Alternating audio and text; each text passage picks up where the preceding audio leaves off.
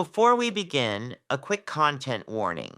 This episode contains discussions about cyberbullying and suicide of young people. Please exercise caution when listening or watching. My first instinct when I walked in and I saw her was, she's not being tortured anymore. By her mind, by these kids, by life, she's not being tortured anymore. And that should never be a parent's first thought when they see their child dead. But it was.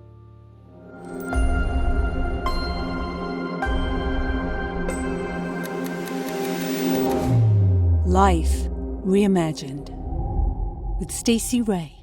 Don't forget to like, subscribe, share, and follow us so you never miss an episode of Life Reimagined. Hi. Today I'm sitting down with Erin Popolo. Erin is a mother who lost her daughter, Emily, a beautiful, vibrant young girl, to suicide. Not because of a breakup, not because of school pressure, but because of online cyberbullying. Let that sit for a second. Cyberbullying killed her daughter. And let's be really clear about something. This is not the same kind of bullying that Gen X or us baby boomers remember. This isn't someone getting pushed in the hallway or taunted on the playground or teased on the bus and then it ends when they get home. This is 24/7. It's relentless. This is abuse that follows them into their bedrooms, their bathrooms, their dreams. There's no off button and there's no safe space. And if your first reaction is to say, well, they should just get off social media, or just ignore it, or God help us, kids need to toughen up, then you, my friend, are part of the problem. And while we're on the topic, let's talk about the parents of the bullies, because yes, your kid might be the problem. And if someone calls to tell you that your child is harassing, threatening, humiliating, or tormenting another human being, and your first response is to get defensive, to say, not my kid, or that doesn't sound like something they do, or, well, maybe the other kid started it, shame on you. Stop making excuses. Stop protecting bad behavior because it's uncomfortable to admit that your child isn't perfect. You can love your kid and still hold them accountable. In fact, that is love. And while you're at it, take a hard look at yourself because children learn what they live. They mimic what they hear at home.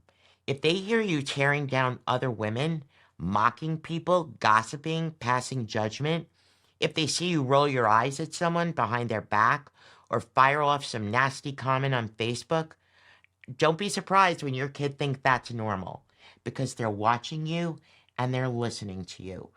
And guess what? They're repeating you. We are raising children in a society that is deeply polarized, where hate, vitriol, name-calling, and bullying don't just happen online or in school hallways. They're modeled by adults in power. From the highest offices in the nation and in the boardroom, we see cruelty rewarded, empathy mocked, and division celebrated. And that is not acceptable. If you're cheering that behavior on, if you're laughing, defending, or reposting that toxicity, you're not just part of the problem, you are the problem. They're watching us, they're listening to us, and they're repeating us. So I'm asking you, I'm begging you to make this your business. Whether you're a parent, a grandparent, an aunt, an uncle, a teacher, a coach, a friend, or just someone who gives a damn, get involved. Educate yourself. Know what platforms your kids are on. Have the hard conversations, even when they roll their eyes or shut you out. Don't wait until you're planning a funeral to realize how real this is. Erin Popolo is living every parent's worst nightmare. We have to show up. We have to talk about this. We have to make our kids feel seen, heard, and safe. And when someone's being bullied, online or anywhere else, we have to stand up, not scroll past, because silence is complicity and silence is deadly. Today, I'm talking to a grieving mother whose life will never be the same. But right now, I'm asking you, are you paying attention? Are you doing enough? Are you willing to stop pretending that cyberbullying is just kids being kids? Because it's not. It's killing them. And that's not a risk we can afford to take anymore. Please welcome Erin Popolo. Erin lost her daughter, Emily Michaela Murillo, who took her own life at 17 because she just could not take the stress of being bullied online anymore. This is a tragic story, and I hope that you will listen to every single word. Welcome, Erin. Hi, how are you? Good. How are you, Erin? I'm good, thanks. Thank you so much for joining me today. This is a tough one, actually, because I don't care how many times I can say, oh, I can imagine how hard that is for you. I can't even begin to. So Nope. I want to say that up front. Thank you. Thank you. I appreciate it. So thank you for your willingness to share your very tragic story. I have always been very passionate about fighting against bullying and especially cyberbullying. Hmm. What I find, I'm 65, so I'm a boomer, and I'm sorry, we don't get it. I didn't get it until I experienced it, right? Right. And I think in general, we need to hear this story so badly because I can't tell you how many people have said to me, well, I think kids should toughen up. Well, that worked when I was 10 on the Exactly. playground and my dad taught me how to throw a punch. Now the rules have changed. The game is totally changed now. It is nothing like it was. So, without further ado, I would love to get to know Emily Michaela Murillo. So my Emmy she was the best. She loved Mhm. nature. That's where she was most comfortable. Shoes off in the dirt, catching Yeah. frogs, looking for turtles, Fun. Yeah. yeah, she would, climbing trees, out fishing. That was her as growing up as a kid. That's all she wanted. Can we go frog catching today? Can we go to the park? All she Oh, wanted to do was play outside. But she was the sweetest kid. She loved, loved, loved, loved adults. Like she was like a little old soul. She oh, could, like the little old lady that's like yes, half, yeah, yeah, half your size, but yeah, yeah. yeah, She was a little yeah, old soul that she could sit and have a conversation with you, at, right. 10 years old for hours. But she was, such a great kid. She did have a hard time integrating with people her own age. She was different. She felt everything so to the extreme. She was happy, she was really happy. If she was sad, she was really sad. She was so empathetic. Like if you told her that you were sad for something, she felt just as sad as you did. She would feel it so Yeah. strongly. Yeah. So she was a big feeler. She did end up being diagnosed as bipolar when she was about 9. Wow, It was that young. sounds early to It me. was. Yeah. It was young. Yeah. But she was a great kid. She had a very innocent look at life. One of my most favorite stories is we were driving up the turnpike. She was like 3 or 4. I live in New Jersey, so in when you're driving up the New Jersey Turnpike, there is an area of manufacturing that has all the Yeah. smokestacks. And Elizabeth, yep, yep, Linden. yep. Yep. I'm a Jersey girl. Oh, I okay, know. okay. Yep, Yeah. Elizabeth, Yeah. that's exactly what it was. Yeah. And she, from the back, she says, "Oh, I get it." Like she just figured out life. And I was like, "What do you get, Em?" And she's like, "That's where the clouds are made." Oh my God. She I was thought the like, smokestacks yes. were making. So I they are love that. forevermore in our family. That's the cloud makers. That's actually genius when you think about it. You know? But that's how she thought. Wow. Everything was so Yeah. like kind of concrete and very an Right. innocent look on life. Yeah. And she thought everybody was nice. She did. And yeah, I mean, Yeah. She did and she didn't. Like, she knew that Yeah. there was mean kids in school. When she was younger, kids would bully her, and she kind of just learned to take it in stride. She had really curly, crazy hair. And so, she would get made fun of for that, or she'd get made fun of because like she didn't care how she dressed. She wanted to wear something, that's what she was putting on. And like so she didn't care about things like that. So we were able to, like when she was younger, we were able to love her through that. Like she would get, made fun of, and it wasn't every day, but it was probably more than the average kid. There were days when she would come home, she'd be like, "Oh, this kid would did, and I would just be like, I am, we'd sit down and we'd talk, we'd go for a walk, and I was able to love her enough that I was able to bring her back, always bring her back to a status quo. And I think that's kind of how we grew up. You know what I mean? Yeah. Like, I remember Yeah. getting bullied when I was younger, and I remember being able to go home. And when you get away from it, you're able to forget about it and you're able to kind of get yourself together and you're good. Yeah, because you can escape it. Good You escape. absolutely can escape it Yep. because you're not with them. Yep. And I'm guessing at that point she certainly wasn't online No, no, um not at all. as a little kid. Right. Yeah. Yeah. So they're picking on you in a physical location. Right. But now I go home and I get to be with the people who love me so much.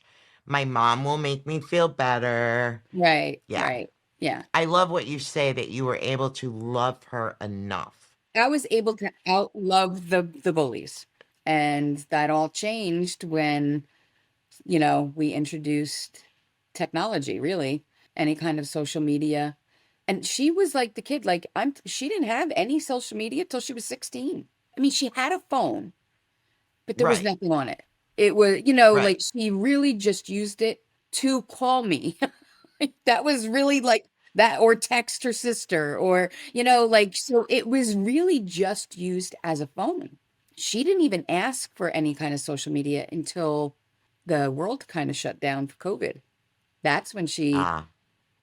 got Snapchat. Actually, she might have had Snapchat before that, only to communicate with her sister who was away in college. Can you do me a favor and can you explain to me and our listeners Hmm. what is Snapchat and what's the purpose of it?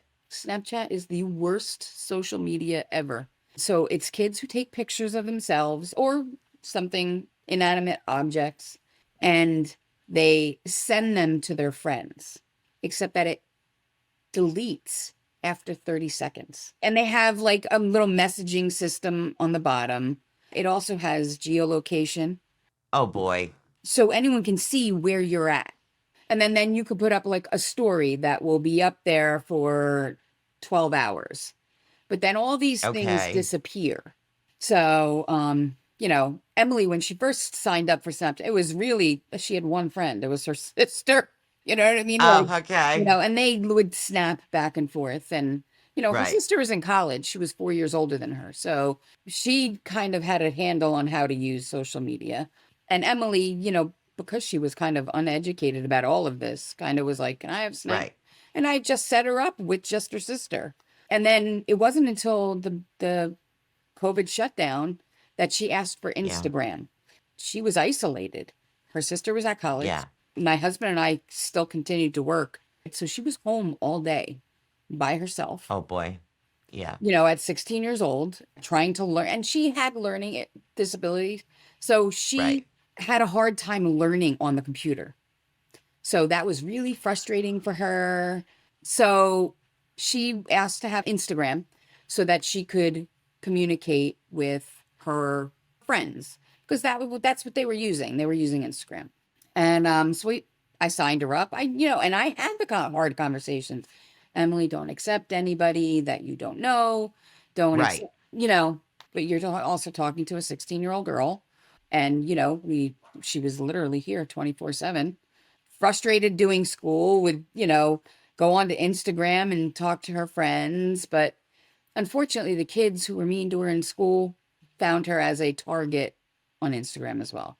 So I always think of COVID and the pandemic as the perfect storm It was. for everything that could possibly go wrong. So here's your daughter who's already had to learn how to navigate a learning disability, Mm-hmm. a Mental mental health illness. issue, Yeah. bullying, Mm-hmm. I call it live bullying. Mm-hmm. And now, because of COVID, schools are shut down. You Yeah. and your husband obviously have to work. And she's in her home 24/7, isolated. And now you're saying that she was being asked to learn online, which is completely contrary to the way in which she can learn best. Yep. How did she cope with that? And how It did was, you cope with that, helping it her? was miserable. Like they would just put out an assignment and she just was expected to submit it by 11:59 that night. It was a very difficult time because there were so many layers of things that Right. she was dealing with. So she had a lot of trouble Yeah. trying to navigate all these different things. And so she started getting bullied on Instagram? So, it was kids that she would know from school. They would friend request her on or follow her on Instagram. She would accept it. And then they were just not nice. Like she at the time had gotten a job. She had just turned 17. She had gotten a job at Target in their cafe. Oh, So loved it. She loved the freedom of being able to work. She loved the freedom of being able to drive. So she would drive herself to work. And, because it's still the pandemic, she had to wear a mask. She had to wear a hairnet. right. She had to wear gloves. Right. And there was kids who went to Target, took a picture of her and like posted it online, and it went all over through Snapchat, through Instagram about the don't go to Target cafe. Emily's eating all the pizza. Oh my God. She was a heavy set. She was a bigger girl. And, I was too my whole life. It just, that's just our makeup. And it went everywhere. And she was like, Mom, these kids. And we would block, we would delete. I would block kids. I would delete them. They would make new accounts and refollow her and back then, a lot of the reporting features of these social media sites were not really perfected yet. So even when I'm trying to report that this kid's doing this, it's not going anywhere. It's not, nobody's monitoring. It's just going to cyberspace. Is it actually improved now? No, I didn't think so. no. I finally was like, we just got to get off Instagram. I don't know what else to do. And I could see that it was affecting her self-esteem. It was affecting a lot of her interactions. I could see she was getting more depressed. But, I had her in weekly therapy. She went to a psychiatrist every 4 weeks. Wasn't for lack of me following through on anything. She just was really having a hard time dealing with everything that life had handed her. I want to applaud you for acknowledging that you were doing everything right. I was trying. I mean, right. I cannot even imagine what this was like for you, but making sure she had therapy, taking FMLA, being with her, helping her. I tried to let her, because it's such a delicate balance. You're walking this fine line of, I didn't Right. want to be that overbearing mom who didn't let her do anything on her own. Right. But I also didn't want her to do everything on her own. So I tried to have the conversations. All right, Emmy, what do we do? Well, how are we going to handle this? Let's do this. Don't accept anybody else. But Yeah. you only know what you know at the time that you're going through it. And hindsight is 2020, unfortunately.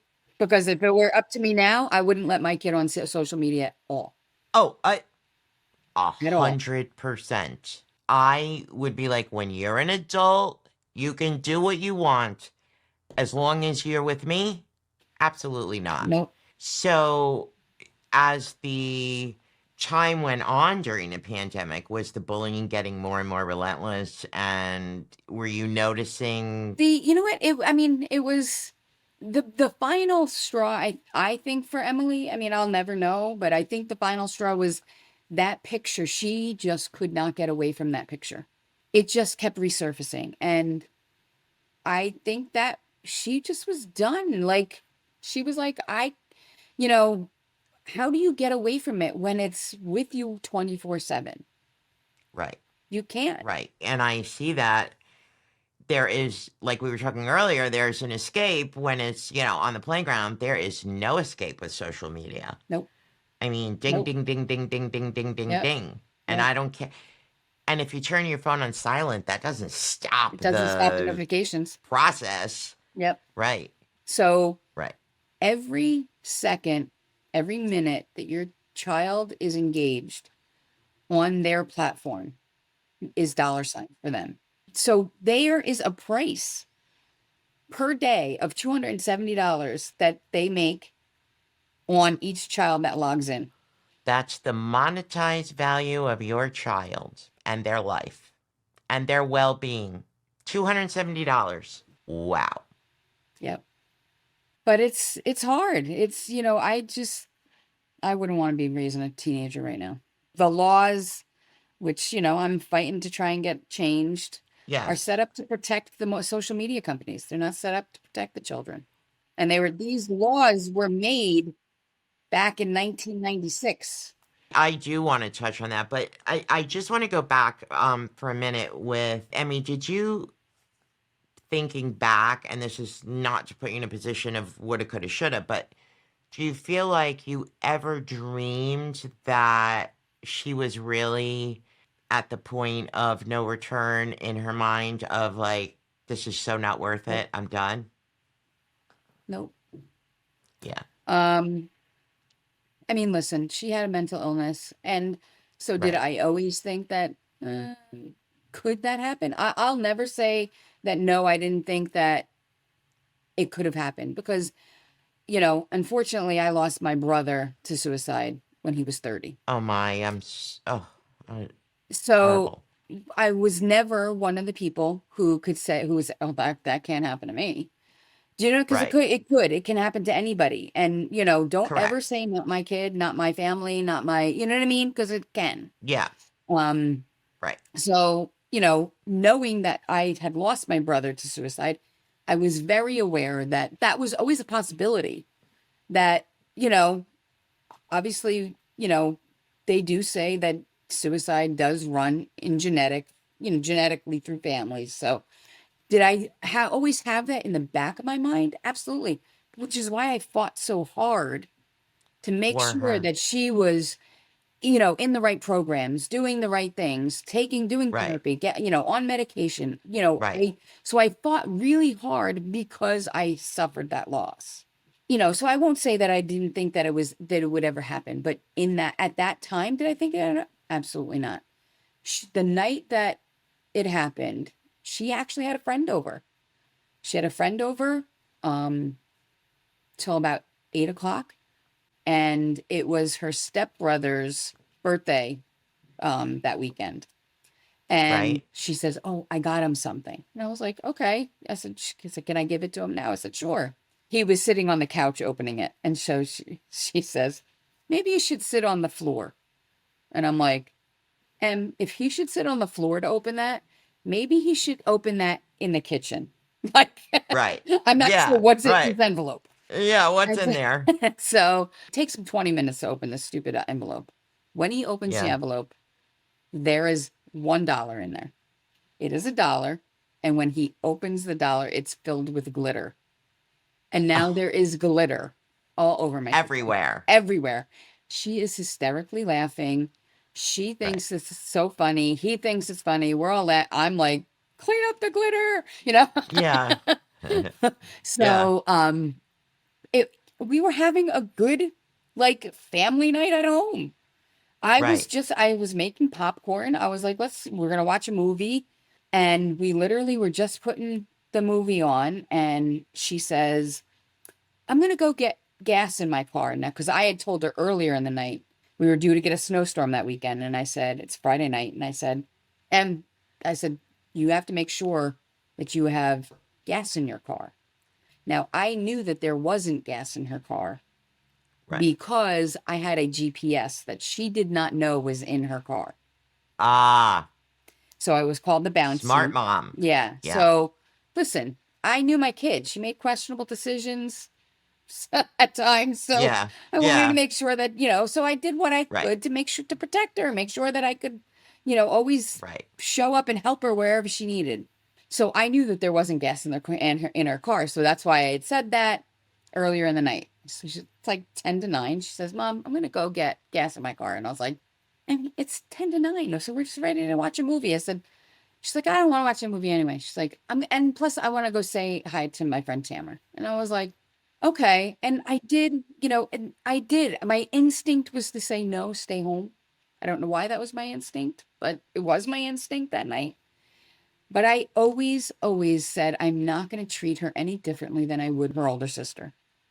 And so every decision I made, I would say, would I have let Kaylee, do this at 9 o'clock at night? Yes, because the curfew is 11.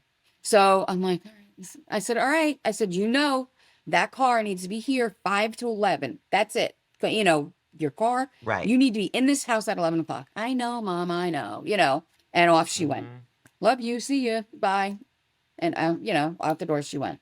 And then, got my popcorn. I'm in my pajamas. I'm put the movie on. My husband and I are sitting there watching this movie. And I get a text about at 9:19. She had left at less 10 to 9. 9:19, I get a text. All it says is, I love you. So I immediately text back, I love you too. And then I'm like, why is a 17-year-old who left the house 25 minutes ago texting me she loves me? Texting this to me. So I'm like, that's weird. Let me see where she's at. And so I pull up the Bouncy app. And when I look at the app, it looks like we have a canal that's 2 miles from our house. And I said, looks like her car is in the water. So I said to my husband, I'm like, that's got to be a glitch. Like, what the heck is she doing over there? That's not near the gas station or Tamer's house. So I said to my husband, I said, can you pull up the Bouncy app on your phone, see where her car's at? He pulls it up and he looks. He says it's in the same place. And I said, so I immediately start calling her and she's not answering. So we literally, in my pajamas and all, out the door, in the car, we're going. So we go, we show up at the place that we think she is. And there is a police car that is there. And so they're searching the water. She's got a black car. It is the darkest road. And it's 9:30 at night. It took them almost 3 hours to locate and pull her out, and get the car out. So we get to the hospital and I'm waiting and waiting. And finally, like, a chaplain comes out and I was like, this isn't good. And he says, would you like to pray, for Emily with me? And I said, oh, absolutely. And so I'm thinking, all right, it can't be that bad if he wants to pray for Emily. Like, she's, Right. So we pray for Emily and he's like, I'm going to go check and see what's happening. Then they pull us into the waiting room. No one will look at me. None of the nurses will look at me. So we're sitting there and I keep saying to my husband, I'm like, no one will look at me. There's something wrong. There's no one's look. He says, you have to wait to see. We have to wait to see what the doctor says. I'm like, okay. So they finally call me into an empty room. And as soon as I saw the empty bed, I fell to the floor and I started screaming, no, this can't be. And he just said, I'm sorry, she was down for too long. And so, do you want to see her? Yes.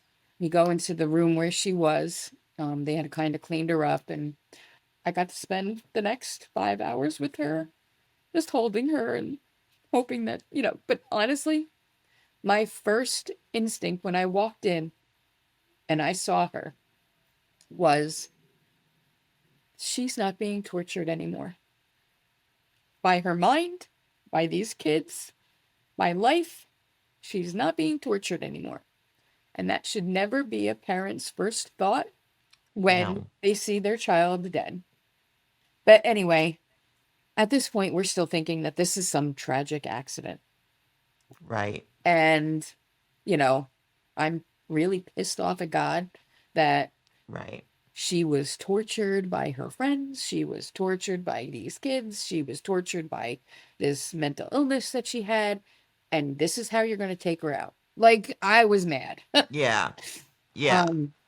It did cross my mind a couple times, like, did she do this to herself? Like, and everyone's saying it's an accident, it's an accident, it's an accident. Okay. Right. And then, I had to call my daughter. She was in South Carolina. She comes home. She said to me, we had taken a drive, the two of us, and she says to me, she's like, Mom, do you think that Emily did this? And I said, I don't know. And she's like, I don't know. She's like, I almost feel like I would feel better if this was on her terms and not an accident. And I said, I agree with you. And Right. we are in a car, a closed car, and a white feather literally dropped down between the two of us. In my car, which I wasn't wearing anything with feathers. I don't know. If you believe in signs, that was our sign. I'm going to tell you right now, I absolutely believe in signs, but yeah. So this white feather, and I'm like, where did that come from? She goes, I don't know. She goes, Mom, I think that Emily, I think this was suicide. So we had this discussion. We kind of thought it amongst ourselves, but I didn't know. So I wasn't going to say anything. I just kind of Right. left things, let things play out the way they were playing out. And it wasn't until 3 months later when the police did the accident report, they pulled, because I had that GPS, they pulled the reports and it was able to update every 1.5 seconds or something. And it turned out that she pulled up out in front of the canal. She waited for a minute and 11 seconds and then gunned it. So it wasn't an accident. She didn't veer into the canal. It was intentional. So, and they could tell that from the reports. But I am forgetting why we're here and what we're talking about, because probably the most disturbing part of this whole thing is because it's the pandemic. I have to have a funeral for a 17-year-old that I can only invite 75 people to. We had way more people that wanted to come to this funeral than, 75 people, but I had to limit it. So we decided that we're going to do a live stream. It was like a Zoom, and we were going to live stream it so that people could log in. I post the link on Facebook. Everyone has access to, watch the funeral and pay their respects. The bullies took over the link. They posted porn. They threatened to blow up the funeral home, her body, and her casket to ashes. They chanted, Emmy's dead, Emmy's dead. They said just horrific things about her, like, why do we care? She's dead as shit. Like, unconscionable things that, who raised these kids, number one? They sound like sociopaths to me. Yeah, absolutely. Absolutely. Absolutely. And that just goes to show you how these kids, how dehumanized they are behind a screen. Yeah. They don't know the difference. They hacked into a funeral for a child and thought it was funny. This is the society we're raising.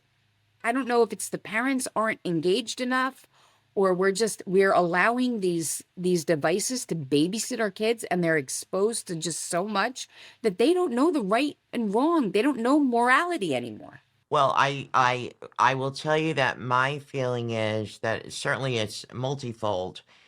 It's bad enough that parents don't realize that children learn what they live, okay? The looks, the snide remarks, the whatever, and it teaches them, oh, it's okay to be like that. But we now live in a society which has been perpetuated times 1 million by the pandemic, where from the very top of the government, from the very top of boardrooms, it trickles down. We live in a very hateful, vitriolic, polarizing, non-human society where it is okay, not only okay, but it's cool and it's admirable to make fun of people, To be mean. to mimic people, to shame people, Yep. the whole thing. I'm not sure what we expect from these kids on that basis, Right. right? Right. But the fact that your daughter took the action that she did is exacerbated times I don't know what, that these kids are so sociopathic and so empty. Yeah. They are. Yes. Because they have no connection. There's no connection anymore. There's no connection to people. There's no connection to anything other than that stupid device.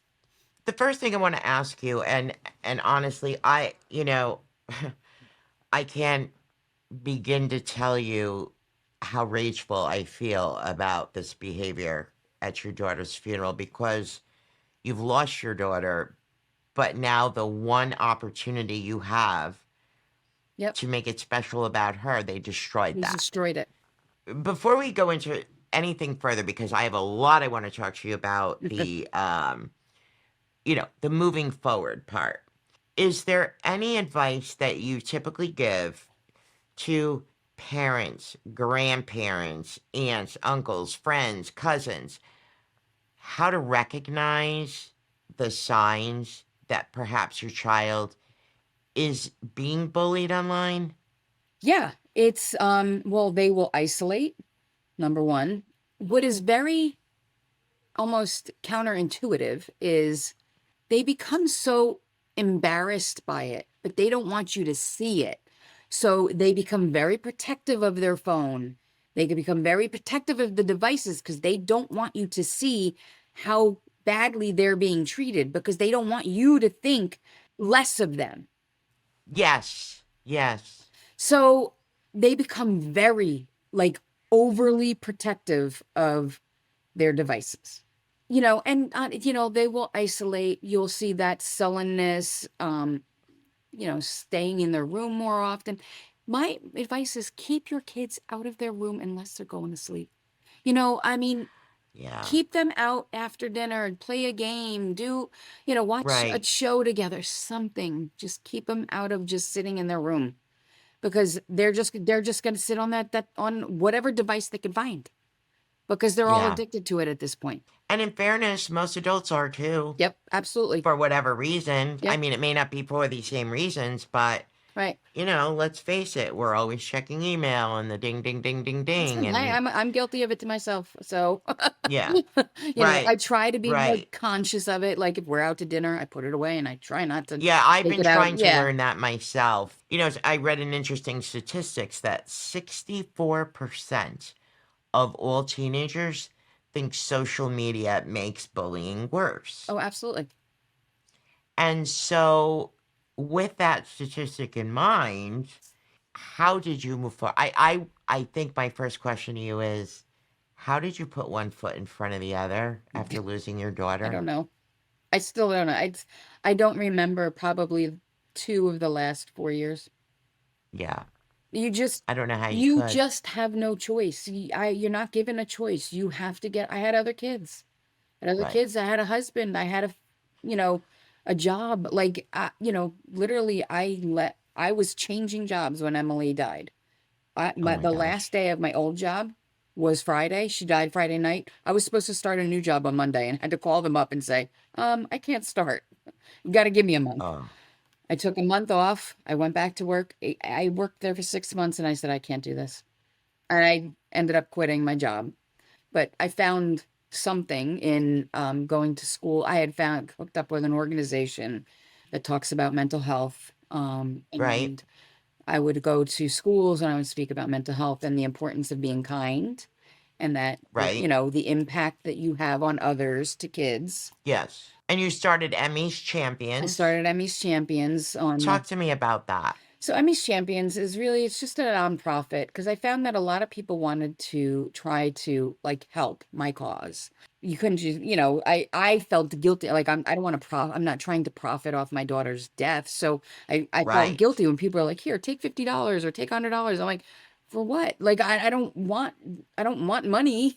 I want you to Right. listen to what I have to say. So I created Emmy's Champions as a nonprofit.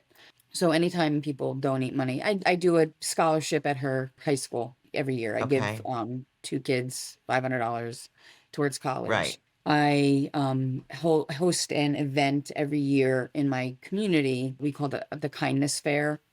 And so Yes. I just kind of I do like arts and crafts for kids. We have a bubble guy come, we have a Yeah. DJ, we have face painting. So, like just I really want like an afternoon where kids aren't on tech. Come and Yeah. have good old-fashioned fun. And so Right. that's what we do. And I use the my nonprofit to sponsor kids at Christmas time who don't have a lot. I use it to sponsor a cousin of mine has a she hosts a wrestling foundation for kids.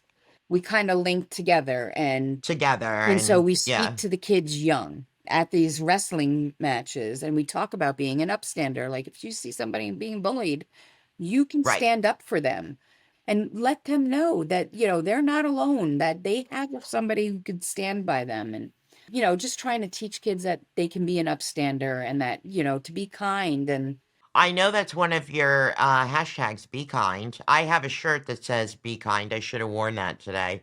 I hashtag everything, be kind. Yeah. That's all it takes. You know what? I don't know that Emily wouldn't have made that choice that night if maybe somebody had been kind, somebody had reached out, and instead of being mean to her online had been nice. Right. Like, hey, nice Right. to see you on here, rather than I saw this picture of you eating all the pizza. You know what I mean? Like, So hateful and mean, yeah. and it goes beyond, I don't know. Sometimes I feel like I have no words because, and if I feel that way, I'm sure you feel that way, but tell me about how you got involved with trying to change the law, or not change the law, but implement a law Yeah. that is still hanging. Yes. Literally, when you lose a child, your life becomes obliterated. You no longer have Yes. the life that you thought that you had. I needed to find a purpose that I'm still here. And so I searched every high and low. I reached out to this organization, Attitudes in Reverse. They do, speak in schools about mental health, and I still work with them. And I had reached out to, in New Jersey, there was another child who had died by suicide after being bullied. Her name was Mallory Grossman, and her mother formed Mallory's Army. So I reached out to Mallory's Army. And so I had just kept reaching out saying, like, really looking for, how do I get through this? How do I get through this? Because Right. it's hard to breathe every day. And I needed to find a reason why I'm still here. And so it was actually Diane Grossman, who from Mallory's Army, who had said to me, she's like, you know what?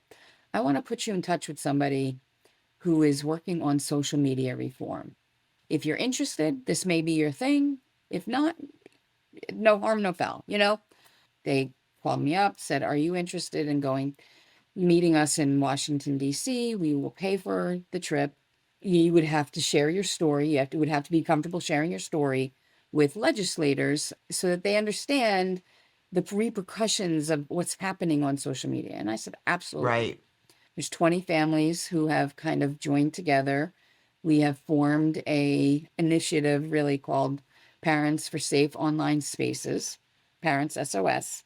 We have a website, and we go and we advocate for the Kids Online Safety Act. It's called KOSA. We literally just tell our story over and over again, and we try to put real faces and real kids and real parents, because everybody says, oh, they've heard of somebody, Yeah. but we're real people. You know, Right. I'm a real Right. person. I live in suburban New Jersey, and I had a job and a husband and kids and dogs, and I got up and I went to work every day, and Right. that was my life before. I still have to have that life, but I want people to be able to have that life and not have it obliterated like mine was. So I want Right. these laws to be put in place so that we can hold these social media companies accountable for the design. And this isn't about, I'm not trying to take away social media. I It's here. understand. It's here for good. This is how people Right. communicate. This is how they connect. I get Right. it. It can be used for good, but it's being used for too much bad. And so that's what we need to mitigate. We need to say, hey, we need to put some guidelines on so that kids aren't used as pawns. And it's sad. It's sad that we have to Yeah. think this way, but we need to put things in place. This isn't the 80s and the 90s anymore. This isn't. We're way past that. What is the major highlights of the KOSA bill? And why is it stalled? Because it's been not 1 year, not 2 year. What are we in now? 3 years. Year This is 3? almost 4 Yeah. years, actually. It'll be 4 years the next Yeah. session. Yep. Yeah. So we want to regulate the design of these social media platforms Okay. towards kids. Really, I mean, and Right. that's really what we're focusing on, is just the kids.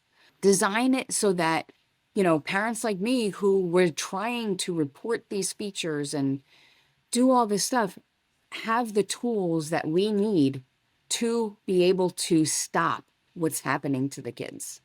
We want it designed that because let me tell you, the computer knows that it's a 13-year-old that's signing up for whatever it is. Yes. You know what I mean? Like, yes. so Yeah. when you have a 13-year-old who's signing up for this social media, have it locked down as tight as possible.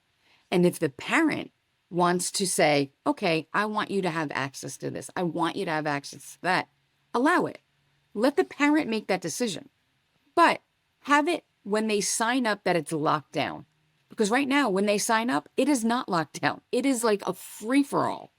And this actually happened to Emily. She signed up for Facebook.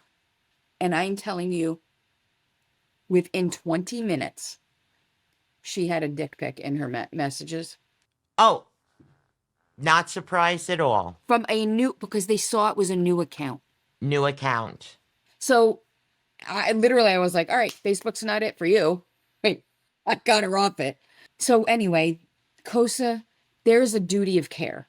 This is where the problem is lying right now, is in the duty of care, the wording of the duty of care. So the duty of care, we want the social media company to be able to be held accountable for the things that are happening on their platform. Unfortunately, because of Section 230 from the 1996 law that was enacted regarding communications, there is a provision in there that says that the platforms cannot be held liable for anything that is posted on their platform. We're talking about things from, probably Google and YouTube from back then. You know what I mean? Like, it is not the Instagram, Snapchat, and absolutely every other. And why aren't we evolving? We have not evolved from Section 230. And while, KOSA doesn't address Section 230 because, that's a separate issue, KOSA would put in some guidelines, really guardrails, right, if you will, for kids that will just keep them in that smaller, safer space. Yeah. The social media companies don't want that because that's not going to earn them money. That's going to hit them in their bottom line. Because again, let's bring us back to $270 thing. Yeah. Per head. So, you know what I mean? So, they don't want the guardrails. They want it to be open. So, I'm thinking about this. So, in other words, your kid is in the park and Chester the molester walks up to your kid and says, hey, kid, take a look at me. You like my whatever? He's going to get arrested because he did it in person. He can't get arrested because he did it online. Right. And therein lies the bullshit. Yep. Of the whole thing. Exactly. And it's interesting. I was on PSOS, the website, which I think is amazing. And the stories are incredible. But watching those videos of congressional sessions, And I just want to scream and rip my hair out Yes. at the disingenuousness of the CEOs of these social media companies. Yep. And, everybody made a big deal about, Mark Zuckerberg. Oh, He Mark made an Zuckerberg apology. apologized to the parents. No, he didn't. He was Baloney. forced. He He was was like a forced. deer in the Yeah. headlights. And it wasn't even remotely sincere. He Right. didn't give a damn about you and your kids. Right. All he knew is the cameras were on him and he needed an Yep. optic. Okay. Yep. But the woman, and I can't remember her name. Oh, X. Oh, that, yeah. I can assure you, I mean, like, not a drop of emotion. They're just actors. They're just actors. Exactly. When are we going to care about our kids more than we care about money? And I would never presume to go, oh, what if so-and-so's kid died? Because I would never wish that on No, I wouldn't wish anybody, it of on anybody course. either. Trust me. Because Emmy was a light in this world. The world is missing out. Yes, but so are you. Yeah. She So are you. was I mean, I've been able to, like, I have a grandson now, and Yeah. but you never lose this grief. It never goes anywhere. It's No. And people say, oh, time heals all wounds and give it time, you'll get past. How can you get past it? it doesn't. I can tell you it doesn't. 4.5 years, and it feels like it happened last night every day. Of course it does. I, Of course it every does. day I open my eyes and I go, all right, I literally have to talk myself through it. I've got to get up today. I've got to get in the shower. I've got to start another day. You know what I mean? Like, this is my life. And I'm used to having to live my life this way, but no parent should have to get used to living their life this way, Absolutely not. especially when it is preventable. Therein lies the key word. This is It's preventable. preventable. There are things we can do to prevent this, and we're not doing it. Tell me the top 3 things that you would encourage all of our listeners to do right now. Take action to help us prevent this. Contact your representatives, number one, Mm-hmm. because we have power as a whole. Yes. If they're getting hundreds of phone calls about social media, they're going to look into it and they're going to want to get on board. If they're not hearing anything, it's not at the top of their list. They don't care. That's when their own personal feelings come in. Right. Because they have to get elected. We have to remember they're elected officials. So if you're calling and you're calling and you're calling and you're saying, I want this social media, we need KOSA, we need this, we need Section 230 repealed. We need these things to help protect our kids. If they're hearing that over and over and over again, they will then start to realize this is important to my constituents. Those are the people Yes. who are going to elect me. So I need to act on that.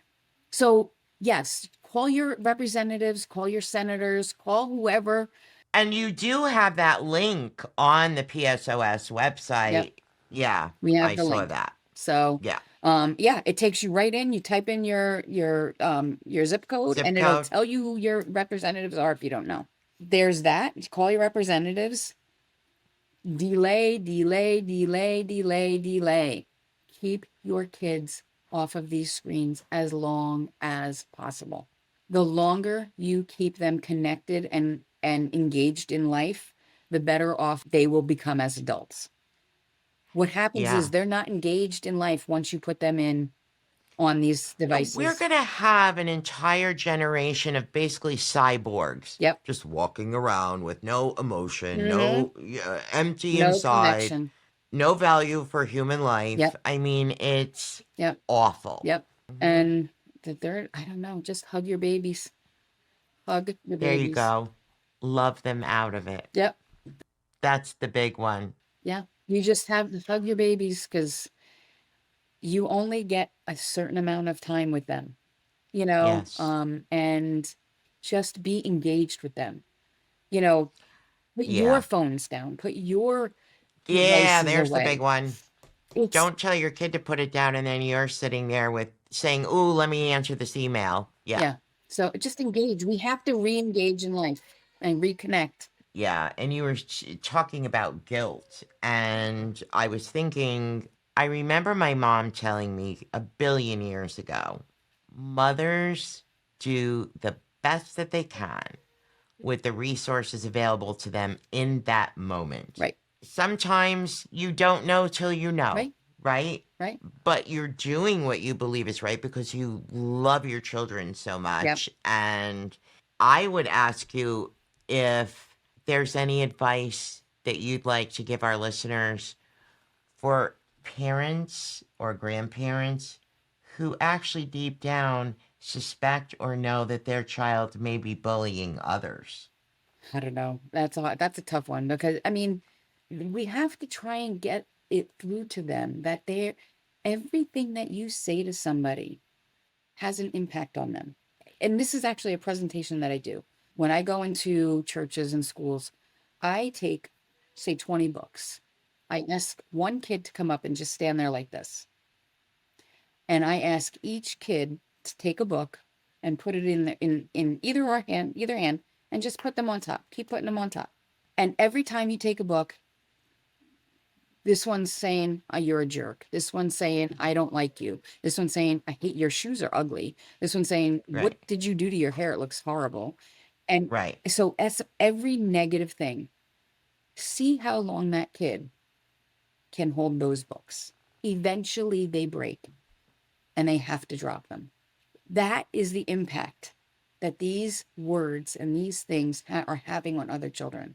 So use that example to your kids and your grandkids and say, listen, do you have to understand, you don't know that kid didn't come in and his parents had a huge fight and they told him they're getting divorced. You know what I mean? Like, you don't know what's happening. There's always, you never know what somebody's dealing with. That one thing that you said that was mean, even though, you know, maybe it was just because you were just in a bad mood, you just wanted to be mean for a minute. You don't know that may be the thing that tips that kid over that scale. So just realize that every word that you have is impacting somebody, whether it's positive or negative. So why not make it be positive? I couldn't agree with you more. Emmy was the kid that we would walk through this Stop and Shop line and she would find something about that cashier. Oh, I like your nails. Oh, your hair's pretty. You know, I like that shirt you're wearing. Like something. She was that kid that just always wanted to make somebody else feel good. I wish I had known her. I really do. Yeah. And I will tell you, I'm going to dedicate this episode to her. Oh, thank you. I don't usually make a thing, but my wish is that we do make progress. We're going to, and it'll be in her. This is her. She's pushing for all this change. Yes. So she's still here. She's still around. She's going to make a change. Whether she's here or not, she's going to make a change. And I also think she would be so overwhelmingly proud of you, Erin. I hope so. Because of how you've turned your pain into purpose. The pain lives on every day, but so does your purpose. Right. And I am honored that you were willing to share your very emotional and tragic, as I said earlier, story with us. And I want you to know that I personally and my company, we are behind you. Thank you. We are going to be fighting for this just as hard as you are. Good. Contact your representatives. That's what we need. We're going to, and we're going to make sure that we get our audience to do that as well. Awesome. Thanks, Erin, so much. Thank you. I appreciate you having this conversation with me. So you just heard Erin's story, a mother who buried her daughter because of cyberbullying. And if that doesn't shake you to your core, I don't know what will. This isn't just one family's tragedy. This is a mirror being held up to all of us. What kind of world are we creating when cruelty is entertainment, when silence is the default, and when hate is modeled from the top down? Let me say this clearly. Kindness is not weakness. Accountability is not attack. And ignoring this problem will not make it go away. Let me leave you with this because the numbers don't lie. 53.9% of U.S. teens have experienced cyberbullying. 1 in 6 school-aged children has faced it. 54% of girls under 25 have received threatening or explicit messages online. That's more than half. And about half of LGBTQ plus students report being harassed online. Did you know that bullied teens are more than twice as likely to suffer from anxiety and depression? Cyberbullying victims are over twice as likely to self-harm, and they are more than 3 times as likely to contemplate or attempt suicide. This isn't just hurt feelings. This isn't kids being kids. This is a crisis. This is trauma. This is life and death. So here's my plea to you. Speak up. Pay attention. Stop making excuses. Be better. Expect better. Demand better from yourself, from your kids, from your leaders. Contact your elected officials and demand that they hold social media companies accountable by passing the KOSA legislation, the Kids Online Safety Act that Erin spoke about. That's sitting in Congress right now. Because every day they stall is another day a child is at risk. Silence didn't protect Erin's daughter, and it won't protect the child you love either. Thanks for watching this very special edition of Life Reimagined, and I hope that you'll share it with everyone that you know.